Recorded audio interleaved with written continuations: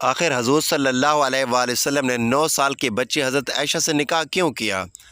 حضور صلی اللہ علیہ وآلہ وسلم نے حضرت ابوبکر صدیق رضی اللہ تعالیٰ عنہ کے پاس ان کی بیٹی حضرت عائشہ کے لیے نکاح کا پیغام بھیجا۔ حضرت ابوبکر صدیق رضی اللہ تعالیٰ عنہ نے آپ سے کہا، لیکن حضور میں تو آپ کا بھائی ہوں، تو اس طرح تو عائشہ آپ کی بھتیجی ہے اور چچا بھتیجی کا نکاح ہو نہیں سکتا۔ تو حضور صلی اللہ علیہ وآلہ وسلم نے حضرت ابوبکر صدیق سے کہا، لیکن عائشہ تو میرے بسم اللہ الرحمن الرحیم المومنین حضرت عائشہ صدیقہ رضی اللہ تعالیٰ عنہ کی والدہ ماجدہ حضرت رومان رضی اللہ تعالیٰ عنہ کا پہلا نکاح عبداللہ ازدی سے ہوا۔ عبداللہ کی موت کے بعد آپ حضرت سیدنا ابوبکر صدیق رضی اللہ تعالیٰ عنہ کے نکاح میں آئیں۔ اللہ تعالیٰ نے ان کے بطن سے حضرت سیدنا ابوبکر صدیق رضی اللہ تعالیٰ عنہ کو ایک بیٹا حضرت عبدالرحمن اور ایک بیٹی حضرت عائشہ رضی اللہ تعالیٰ عنہ نصیب فرمائی۔ المومنین حضرت عائشہ صدیقہ رضی اللہ تعالیٰ عنہ خلیفۃ المسلمین حضرت سیدنا ابوبکر صدیق رضی اللہ تعالیٰ عنہ کے مقدس اور مبارک خاندان میں پیدا ہوئی۔ جب نبی کریم صلی اللہ علیہ وآلہ وسلم حضرت سیدنا صدیق اکبر رضی اللہ تعالیٰ عنہ کے گھر میں بنی ہوئی مسجد میں تشریف لاتے اور قرآن پاک کی تلاوت فرماتے تو المومنین حضرت عائشہ صدیقہ رضی اللہ تعالیٰ عنہ ایسے وقت میں موجود رہتی اور فیض اٹھاتی رہتی۔ ہر چند کے بچپن کا زمانہ ہی ہوتا ہے، لیکن اللہ رب العزت نے جن مقدس بندوں کو نوازنا اور بلند مقامات پر پہنچانا ہوتا ہے، وہ ابتدا ہی سے انہیں بے پناہ صلاحیتوں اور خوبیوں سے مالا مال فرما دیتا ہے۔ ایک واقعہ حضرت امام ولی الدین محمد بن عبد الخطیب رحمۃ اللہ علیہ مشکات شریف میں نقل فرماتے ہیں کہ حضرت عائشہ صدیقہ رضی اللہ تعالیٰ عنہ گھوڑیوں سے کھیل رہی تھی۔ ان گھوڑیوں میں ایک گھوڑا بھی تھا جس کے دائیں بائیں 2 پر لگے ہوئے تھے۔ نبی کریم صلی اللہ علیہ وآلہ وسلم کا وہاں سے گزر ہوا تو آپ نے گھوڑے کے بارے میں دریافت فرمایا کہ یہ کیا ہے؟ تو حضرت عائشہ صدیقہ رضی اللہ تعالیٰ عنہ نے جواب دیا کہ یہ گھوڑا ہے۔ آپ صلی اللہ علیہ وآلہ وسلم نے فرمایا کہ گھوڑوں کے پر تو نہیں ہوتے؟ تو حضرت عائشہ صدیقہ رضی اللہ تعالیٰ عنہ نے فوراً جواب دیا، کیوں نہیں ہوتے؟ حضرت سلیمان علیہ السلام کے گھوڑے کے پر تو تھے۔ جب المومنین حضرت خدیجہ رضی اللہ تعالیٰ عنہ اس دنیا سے رخصت ہو گئی تو نبی کریم صلی اللہ علیہ وآلہ وسلم تھوڑے غمگین رہنے لگے۔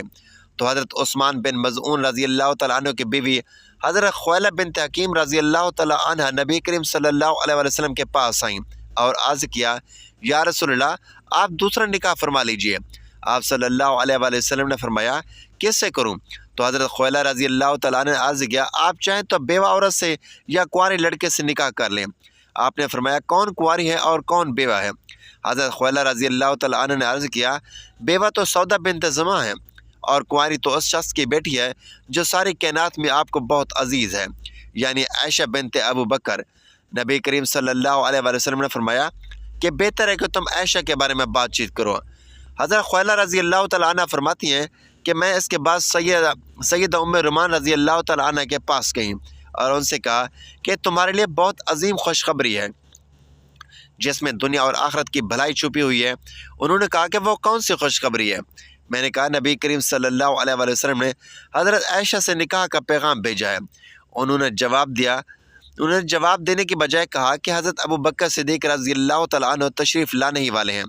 حضرت خویلہ رضی اللہ تعالیٰ عنہ فرماتی ہیں کہ کچھ ہی دیر بعد حضرت ابوبکر صدیق رضی اللہ تعالیٰ عنہ تشریف لائے تو میں نے ان سے اس بات کا ذکر کیا تو انہوں نے فرمایا کہ کیا یہ ان کے لیے صحیح ہے؟ عائشہ تو ان کی بھتیجی ہے۔ حضرت خویلہ رضی اللہ تعالیٰ عنہ نے واپس آ کر نبی کریم صلی اللہ علیہ وآلہ وسلم سے اس بارے میں پوچھا تو آپ نے فرمایا کہ ابوبکر میرے اسلامی بھائی ہیں اور اسلامی بھائیوں کے ہاں نکاح کرنا جائز ہے۔ جب یہ بات حضرت سیدنا ابوبکر صدیق رضی اللہ تعالیٰ عنہ کو معلوم ہوئی تو انہوں نے اس مبارک ترین رشتے کو فوراً قبول کر لیا، لیکن کیونکہ اس سے پہلے حضرت عائشہ رضی اللہ تعالیٰ عنہ کی نسبت زبیر بن مطعم کے بیٹے سے طے کی جا چکی تھی اور وعدہ خلافی نہ ہو جائے، اس لیے ان لوگوں سے بھی پوچھنا ضروری تھا۔ حضرت خویلہ رضی اللہ تعالیٰ عنہ فرماتی ہیں کہ حضرت ابوبکر صدیق رضی اللہ تعالیٰ عنہ زبیر بن مطعم کے گھر تشریف لے گئے اور فرمایا کہ آپ لوگوں نے ہماری بچی کا رشتہ مانگا تھا، اب تم اس بارے میں کیا کہتے ہو؟ زبیر بن مطعم کے گھر والے اب تک مسلمان نہ ہوئے تھے۔ مطعم نے اپنی بیوی سے اس بارے میں پوچھا تو اس نے کہا کہ اگر یہ لڑکی عائشہ صدیقہ رضی اللہ تعالیٰ عنہ ہمارے گھر آ گئی تو ہمارا لڑکا بھی اپنے باپ دادا کے دین سے پھر جائے گا، اس لیے ہمیں کسی صورت یہ بات منظور نہیں۔ حضرت سیدنا ابوبکر صدیق رضی اللہ تعالیٰ عنہ ان دونوں کی رائے جان لینے کے بعد وہاں سے تشریف لے آئے۔ اب انہیں بعد میں کوئی خطرہ نہ تھا، ان کی خوشی اور مسرت کی کوئی انتہا نہ تھی۔ آنے کے بعد حضرت ابو بکر صدیق نے حضرت خولہ رضی اللہ تعالیٰ عنہ سے کہا کہ نبی کریم صلی اللہ علیہ وسلم سے جا کر کہو آپ کا پیغام مجھے بصر و چشم قبول ہے، آپ تشریف لے آئیے۔ سیدنا ابو بکر صدیق رضی اللہ تعالیٰ عنہ کا پیغام سن کر نبی کریم صلی اللہ علیہ وسلم تشریف لائے تو حضرت ابو بکر صدیق نے حضرت عائشہ رضی اللہ تعالیٰ عنہ سے آپ کا نکاح کر دیا۔ حق مار کی مقدار 400 درہم مقرر ہوئی۔ ام المومنین حضرت عائشہ صدیقہ رضی اللہ تعالیٰ عنہ جب نکاح کے بعد مکہ مکرمہ سے ہجرت فرما کر مدینہ منورہ تشریف لائیں تو اس وقت آپ نے اپنے رشتہ داروں کے ساتھ بنو حارث ابن خزرج کے محلے میں قیام فرمایا، جہاں آپ اپنی والدہ کے ساتھ 7 یا 8 مہینے تک مقیم رہیں۔ اس وقت مدینہ منورہ کی آب و ہوا بڑی سخت تھی، جس کی وجہ سے مدینہ منورہ ہجرت کر کے آنے والے اکثر حضرات بیمار ہونے لگے۔ خود حضرت ابو بکر صدیق اور ان کے صاحبزادی حضرت عائشہ رضی اللہ تعالیٰ عنہ بھی بیمار ہو گئیں۔ حضرت عائشہ صدیقہ رضی اللہ تعالیٰ عنہ جب صحت یاب ہوئی تو حضرت ابو بکر صدیق رضی اللہ تعالیٰ عنہ نبی کریم صلی اللہ علیہ وسلم کی بارگاہ میں حاضر ہوئے اور درخواست کی کہ یا رسول اللہ آپ اپنی بیوی کو اپنے گھر بلوا لیجئے۔ حضرت محمد صلی اللہ علیہ وسلم نے ارشاد فرمایا اس وقت میرے پاس مہر ادا کرنے کے لیے رقم نہیں ہے۔ حضرت ابو بکر صدیق رضی اللہ تعالیٰ عنہ نے عرض کی کہ یا رسول اللہ میری دولت قبول فرما لیجئے۔ چنانچہ نبی کریم صلی اللہ علیہ وسلم نے حضرت ابو بکر صدیق رضی اللہ تعالیٰ عنہ سے رقم قرض لے کر حضرت عائشہ صدیقہ کو بھجوا دی۔ چند عورتیں دلہن کو لینے کے لیے حضرت ابو بکر صدیق رضی اللہ تعالیٰ عنہ کے گھر آئیں۔ حضرت ام رومان رضی اللہ تعالیٰ عنہ نے حضرت عائشہ صدیقہ رضی اللہ تعالیٰ عنہ کو آواز دی۔ اس وقت وہ اپنی سہیلیوں کے ساتھ جھولا جھولنے میں مصروف تھیں۔ حضرت عائشہ صدیقہ رضی اللہ تعالیٰ عنہ کی والدہ حضرت ام رومان رضی اللہ تعالیٰ عنہ نے ان کا منہ دھلایا، بال سنوارے اور پھر ان کو اس جگہ لے آئیں جہاں انصار کی خواتین بیٹھی ہوئی تھیں۔ حضرت عائشہ صدیقہ رضی اللہ تعالیٰ عنہ دلہن بنی ہوئی وہاں پہنچی تو مہمانوں نے کہا تمہارا آنا خیر و برکت اور نیک بال ہے۔ یہ صدا لگا کر دلہن کا شاندار طریقے سے بڑھ چڑھ کر استقبال کیا گیا۔ تھوڑی دیر بعد نبی کریم صلی اللہ علیہ وسلم بھی تشریف فرما ہوئے۔ حضرت اسماء بنت یزید رضی اللہ تعالیٰ عنہ جو کہ حضرت عائشہ صدیقہ رضی اللہ تعالیٰ عنہ کی سہیلی ہیں بیان کرتی ہیں کہ اس وقت حضرت عائشہ صدیقہ رضی اللہ تعالیٰ عنہ کے گھر والوں نے نبی کریم صلی اللہ علیہ وسلم جیسے معزز ترین مہمان کی خاطر مدارت کے لیے ایک پیالہ دودھ پیش کیا۔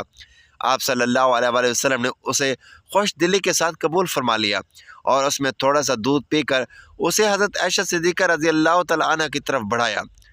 چنانچہ انہوں نے حیا کرتے ہوئے پیالہ لے لیا، اس میں سے تھوڑا سا دودھ پی لیا۔ اس طرح شوال کے مہینے میں حضرت عائشہ صدیقہ رضی اللہ تعالیٰ عنہ نبی کریم صلی اللہ علیہ وسلم کے مقدس گھر میں بڑی سادگی سے رخصت ہو کر آ گئیں۔ سن 58 ہجری ماہ رمضان کے مہینے میں حضرت عائشہ بیمار ہوئیں اور انہوں نے وصیت کی کہ انہیں امہات المومنین اور رسول اکرم صلی اللہ علیہ وسلم کے اہل بیت کے پہلو میں جنت البقیع میں دفن کیا جائے۔ ماہ رمضان کی 17 تاریخ منگل کی رات کو ام المومنین حضرت عائشہ رضی اللہ تعالیٰ عنہ نے وفات پائی۔ آپ رضی اللہ تعالیٰ عنہ 18 سال کی عمر میں بیوہ ہوئی اور وفات کے بعد ان کی عمر 66 برس تھی۔ حضرت ابو ہریرہ رضی اللہ تعالیٰ عنہ نے نماز جنازہ پڑھائی۔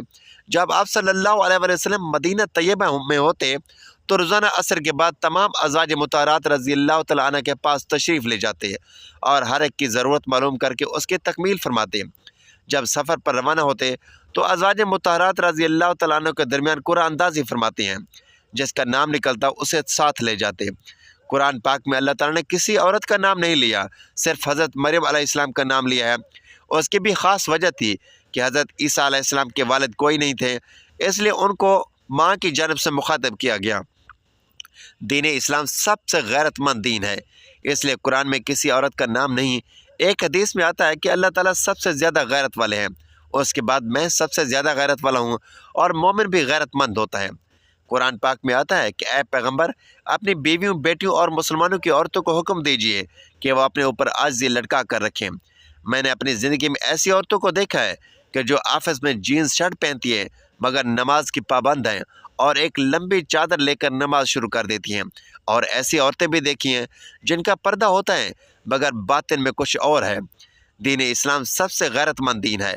بخاری شریف میں حضرت عبداللہ بن عمر رضی اللہ تعالیٰ عنہ سے روایت ہے کہ امیر المومنین حضرت عمر رضی اللہ تعالیٰ عنہ کے دور خلافت میں ان کی اہلیہ ان کے ساتھ نماز کے لیے مسجد میں جایا کرتی تھیں، تو حضرت عمر رضی اللہ تعالیٰ عنہ کو یہ بات اپنی طبی غیرت کی وجہ سے پسند نہیں تھی، مگر منع بھی نہیں کرتے تھے۔ اس کی وجہ حضرت عبداللہ بن عمر رضی اللہ تعالیٰ عنہ بیان کرتے ہیں کہ جناب نبی صلی اللہ علیہ وآلہ وسلم نے ارشاد فرمایا کہ عورتوں کو مسجد میں جانے سے نہ روکا کرو۔ اس لیے حضرت عمر رضی اللہ تعالیٰ عنہ پسند نہ ہونے کے باوجود اپنی اہلیہ کو مسجد میں جانے سے نہیں روکتے تھے۔ اس کا مطلب ہے کہ غیرت کا اظہار بہت اچھی چیز ہے، لیکن جو حقوق عورت کو شریعت نے دے رکھے ہیں انہیں غیرت کے نام پر ان سے روکنا درست نہیں۔ ایک حدیث میں آتا ہے کہ امام مسلم رحمۃ اللہ علیہ نے صحیح مسلم میں نبی کریم صلی اللہ علیہ وسلم سے حدیث بیان کی ہے۔ نبی کریم صلی اللہ علیہ وسلم نے فرمایا، دو قسم کی عورتیں جہنمی ہیں، میں نے انہیں دیکھا نہیں۔ کچھ مردوں کے پاس گائے کی دموں جیسے کوڑے ہوں گے جن سے وہ لوگوں کو ماریں گے، اور دوسری قسم وہ عورتیں جو کپڑے پہننے کے باوجود بھی ننگی ہوں گی، وہ میل ہونے والی اور دوسروں کو اپنی طرف میل کرنے والی ہوں گی۔ ان کے سر اونٹوں کی کوہان جیسے اونچے ہوں گے۔ یہ دونوں نہ تو جنت میں داخل ہوں گی اور نہ ہی اس کی ہوا کو پائیں گی۔ میں نے ایسی عورتوں کو بھی دیکھا ہے جن کو دیکھ کر مجھے یہ حدیث یاد آ جاتی ہے، خاص طور پر ایسی عورتیں جن کو سوشل میڈیا پر مشہور ہونے کا شوق ہے، بلکہ جنون ہے۔ ایک حدیث میں ہے، حضرت عبداللہ بن عمر رضی اللہ تعالیٰ عنہ سے روایت ہے کہ رسول اکرم صلی اللہ علیہ وآلہ وسلم نے ارشاد فرمایا، جو شخص دنیا میں نمائش اور شہرت کا لباس پہنے گا اسے قیامت کے دن ذلت اور رسوائی کا لباس پہنایا جائے گا، پھر اس میں آگ بھڑکا دے گا۔ سوشل میڈیا کو اپنے علم میں اضافے کے لیے استعمال کریں، یہ اللہ دین کا چراغ ہے، اور اس طرح کے ہزاروں سائنسی گروپ ہیں اور لاکھوں اسلامی پیجز وغیرہ، ان پر جا کر سائنسی تحریر پڑھیں اور اپنی زندگی با مقصد بنائیں، کیونکہ جو باتیں کتب میں نہیں مل سکتی وہ ان گروپس میں مل جائیں گی۔ جن لوگوں کو ٹیک ٹاک یا کسی بھی جگہ مشہور ہونے کا خیال ہے تو اوپر والی حدیث کو نہ بھولنا۔ غیرت کا تعلق مرد اور عورت دونوں سے ہے۔ اسلام نے دونوں کا یہ حق مساوی تسلیم کیا ہے۔ اگر دوسرا فریق ان کے خاص حق میں دوسرے کو شریک کرتا ہے تو اس پر غصے کا اظہار کریں اور احتجاج کریں۔ حتیٰ کہ کسی مرد کی ایک سے زائد بیویاں ہوں تو ان بیویوں کا یہ حق بھی اسلام میں تسلیم کیا گیا ہے کہ وفاقی معاملات کے توازن میں کوئی فرق محسوس کریں تو اس کا اظہار کریں۔ چنانچہ نسائی کی روایت میں ہے کہ ام المومنین حضرت عائشہ رضی اللہ تعالیٰ عنہ نے ایک بار اپنی باری والے دن تھوڑی دیر کے لیے رسول اکرم صلی اللہ علیہ وآلہ وسلم کو اپنے پاس نہ پایا۔ انہیں خدشہ ہوا کہ آپ صلی اللہ علیہ وسلم کسی اور بیوی کے پاس تو نہیں چلے گئے۔ حضور صلی اللہ علیہ وسلم جب واپس آئے تو حضرت عائشہ رضی اللہ تعالیٰ عنہ نے آپ صلی اللہ علیہ وسلم کے سر کے بالوں میں انگلیاں داخل کر کے یہ دیکھا کہ آپ غسل کر کے تو نہیں آئے۔ جناب نبی کریم صلی اللہ علیہ وسلم نے غیرت کو نہ صرف اچھا جذبہ قرار دیا بلکہ اس کا احترام بھی کیا۔ چنانچہ صحیح روایت میں ہے کہ آپ صلی اللہ علیہ وسلم نے خواب میں جنت کی سیر کرتے ہوئے حضرت عمر فاروق رضی اللہ تعالیٰ عنہ کا محل دیکھا اور اس میں داخل ہونا چاہا، مگر کونے میں ایک خوبصورت خاتون کو وضو کرتے دیکھ کر رک گئے اور محل کے اندر نہیں گئے۔ اس کی وجہ یہ بیان فرمائی کہ مجھے حضرت عمر رضی اللہ تعالیٰ عنہ کی غیرت کا خیال آ گیا تھا۔ ایسے ماحول میں عصمت و عفت کے معبود کی تقاضوں کا لحاظ کرنا گھر کے سربراہ کی ذمہ داریوں میں شمار کیا گیا ہے۔ چنانچہ نسائی کی روایت میں ہے کہ حضور صلی اللہ علیہ وسلم نے فرمایا کہ اس شخص پر جنت حرام کر دی گئی ہے، اور پھر اس کی وضاحت بھی آپ صلی اللہ علیہ وسلم نے خود فرمائی کہ وہ شخص جو اپنے گھر والوں میں بے حیائی کی باتیں برداشت کر لیں۔ وجہ تحریر یہ ہے کہ یہ جس حال میں مرضی ہوں اپنے من کو صاف رکھیں، کسی کے متعلق بدگمانی نہ کریں۔ آپ کتنے بھی بڑے عہدے پر ہوں پر کبھی دین پر انگلی نہ اٹھائیں۔ ہمارا دین اس بات کو سخت ناپسند کرتا ہے اور وہ اس کا بدلہ لے کر رہتا ہے۔ یہ بہت باریک نقطے کی بات ہے، کیونکہ ہمارا دین سب سے غیرت مند ہے۔ اپنے ربے کے گھمنڈ سے اور عہدے کی وجہ سے بعض دفعہ دین پر اعتراض کر دیتا ہے۔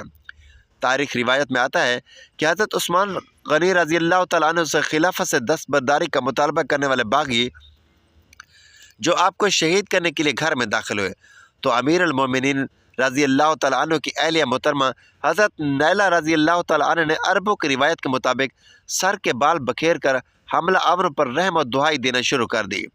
اس پر حضرت عثمان رضی اللہ تعالیٰ عنہ نے دور سے چلا کر آواز دی کہ اپنی چادر اوڑھ لو، کیونکہ تمہارے ننگے سر ہونا میرے لیے ان لوگوں کے حملے سے زیادہ خطرناک ہے۔ اس وقت حضرت عثمان رضی اللہ تعالیٰ عنہ بوڑھے اور ضعیف تھے۔ ابو داؤد کی روایت ہے کہ حضور صلی اللہ علیہ وسلم ایک بار ام المومنین حضرت عائشہ رضی اللہ تعالیٰ عنہ کے پاس ان کے حجرے میں تشریف لائے تو ایک نوجوان ان کے حجرے میں بیٹھے ہوئے تھے، جسے دیکھتے ہی آپ صلی اللہ علیہ وسلم کے چہرے کا رنگ متغیر ہو گیا، جسے حضرت عائشہ رضی اللہ تعالیٰ عنہ نے بھانپ لیا اور فوراً وضاحت کی کہ یا رسول اللہ، یہ میرا رضائی بھائی ہے۔ دعا ہے کہ اللہ تعالیٰ ہمیں نبی کریم صلی اللہ علیہ وسلم کے طریقوں پر چلنے کی توفیق عطا فرمائے اور ہمارا خاتمہ ایمان پر فرمائے، آمین یا رب العالمین۔